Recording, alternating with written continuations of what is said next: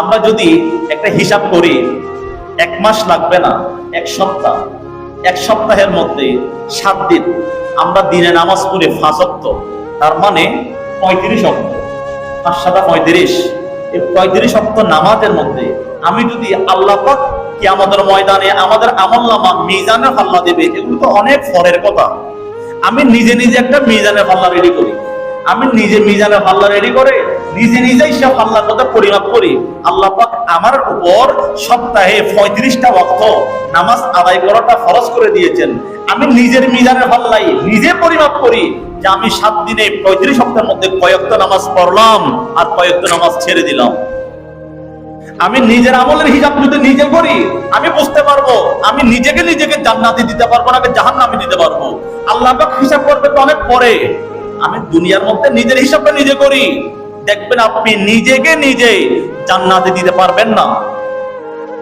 আপনি হয়তো নামাজ পড়তে পারেন, বলতে পারেন আমি নামাজ মিস করি না, 5 ওয়াক্ত নামাজ আদায় করি, হয়তো দেখবেন আপনার অন্য একটি কর্মকাণ্ড অপরাধমূলক। হয়তো দেখবেন আপনার একটা বদ অভ্যাস আছে, কথায় কথায় মিথ্যা কথা বলেন। হয়তো দেখবেন আর একটা বদ অভ্যাস আছে, সবসময় অন্যের সমালোচনা নিয়ে ব্যস্ত থাকেন। নিজের অপরাধের বিষয় চিন্তা করেন না, কিন্তু শুধু অন্যে অমুক এরকম করেছেন, অমুক তমুক এরকম করেছেন, অন্যের বিষয় নিয়ে আমরা ব্যস্ত। এটাও তো মারাত্মক গুনাহ। হয়তো আপনি নামাজ পড়েন, ঠিক আছে, দেখবেন আপনি ব্যবসার মধ্যে দুর্নীতি করতেছেন। হয়তো আপনি নামাজ পড়তেছেন, ঠিক আছে, কিন্তু আপনি চাকরির মধ্যে আপনার মালিকের সাথে দুর্নীতি করতেছেন। এক একজন এক এক দিক দিয়ে ভালো হলেও অন্য দিক দিয়ে হয়তো দেখবেন খারাপ। এই খারাপটার কারণে জাহান্নামে যেতে হবে। এই জন্য আমাদেরকে সবকিছু চিন্তা ভাবনা করে একেবারে পরিপূর্ণভাবে পরিশুদ্ধতা অর্জন করতে হবে। তাহলে আমরা নিজেদেরকে অন্ততপক্ষে নিজের আমলনামা নিজে পরিমাপ করে নিজেকে নিজের জান্নাতের দিতে পারবো। আমার নবী আমাদের জন্য নামাজ এনেছেন। মেরাজ রজনীতে বান্দার উপর, আমাদের উপর, উম্মত মুহাম্মদের উপর নামাজ ফরজ হয়েছে। কিন্তু আমার নবীর উপর অনেক আগ থেকে সে নামাজ পড়ার হুকুম ছিল, অনেক আগ থেকে নামাজ প্রচলন ছিল। আদম আলাইহিস সালাম থেকে শুরু করে প্রত্যেক নবীর উম্মতরা নামাজ আদায় করত। এক এক নবী এক এক ওয়াক্তের নামাজ আদায় করত। আমার নবী আমাদের জন্য এই নামাজটি কেন এনেছেন, এর পিছনে রয়েছে বড় একটি রহস্য। এই নামাজের মধ্যে আমরা এতগুলো ইবাদত করি, কেন করি? আল্লাহ পাক চাইলে বলতে পারতেন না তোমরা শুধু নামাজের মধ্যে আল্লাহু আকবার করে দাঁড়িয়ে থাকবা, কিছুক্ষণ দাঁড়িয়ে থাকার পর সালাম ফিরে ফেলবা, তোমাদের নামাজ হয়ে যাবে। চাইলে তো এটা করতে পারতেন। এখানে একবার ফিটকে বাঁকা করে রুকু করো, আবার দাঁড়িয়ে যাও, আবার সিজদা করো, আবার বসো। এত রকমের পদ্ধতি কেন করেছেন? এর পিছনে রয়েছে বড় একটি রহস্য। দুনিয়াবী রহস্য হচ্ছে আল্লাহ পাক রব্বুল আলামিন অনেক সৃজন করেছেন, অনেক সৃষ্টি আল্লাহ রয়েছে।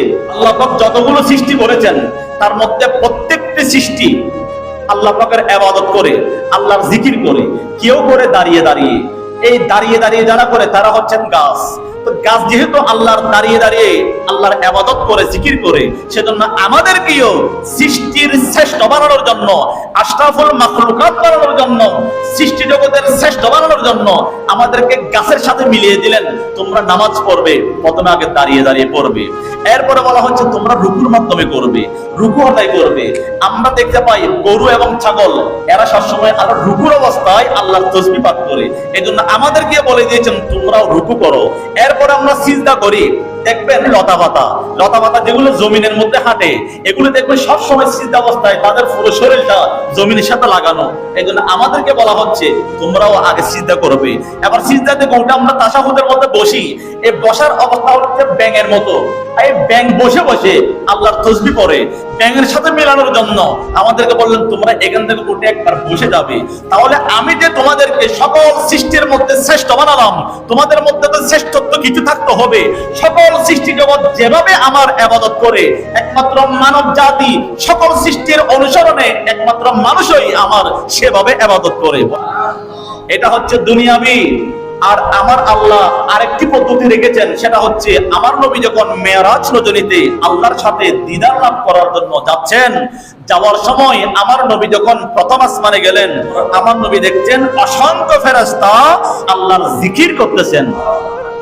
এরপরে যখন দ্বিতীয় আসমানে গেলেন, দ্বিতীয় আসমানে গিয়ে দেখলেন অসংখ্য ফেরেশতা রুকু অবস্থায় আল্লাহর তাসবিহ পাঠ করতেছেন। এরপরে যখন তৃতীয় আসমানে গেলেন দেখলেন অসংখ্য ফেরেশতা সিজদার মধ্যে রয়েছে। এরপর চতুর্থ আসমানে গেলেন দেখলেন অসংখ্য ফেরেশতা তারা তাহিয়াত পড়তেছে। আমরা যখন তাশাহুদের মধ্যে আত্তাহিয়াত পড়ি, আল্লাহর সানাখানি বয়ান করি, দেখা গেল ওই আসমানের মধ্যে চতুর্থ আসমানের মধ্যে অসংখ্য ফেরেশতা তাহিয়াত পড়তেছে। এরপর যখন আমার নবী পঞ্চম আসমানে গেলেন, ওখানে গিয়ে দেখলেন অসংখ্য ফেরেশতা আল্লাহর তাসবিহ পড়তেছে। এরপরে যখন ষষ্ঠ আসমানে গেলেন, ওখানে দেখলেন অসংখ্য ফেরেশতা আল্লাহর তাকবীর পাঠ করতেছে। এরপরে যখন সপ্তম আসমানে গেলেন দেখলেন অসংখ্য ফেরেশতা তারা শুধু সালাম দিচ্ছে, সালাম দিচ্ছে।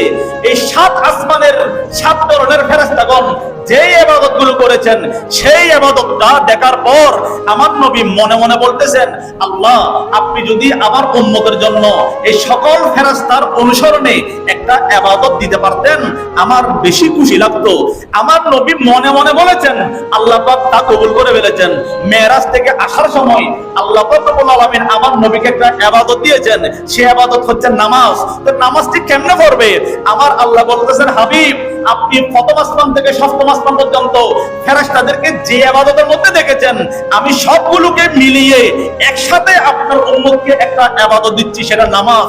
এই নামাজের মধ্যে সকল ইবাদত একসাথে করা হবে। শুধু তাই নয়, ওই প্রথম আসমান থেকে সপ্তম আসমান পর্যন্ত ফেরেশতারা 24 ঘন্টা হার ওয়াক্ত ইবাদত করে করে যে সওয়াবগুলো পাবে, আপনার কোন উম্মত যদি এই নামাজগুলো আদায় করে, ওই ফেরেশতাদের আমলের সমপরিমাণ সওয়াব আপনার উম্মতের আমলনামায় যোগ করে দেওয়া হবে।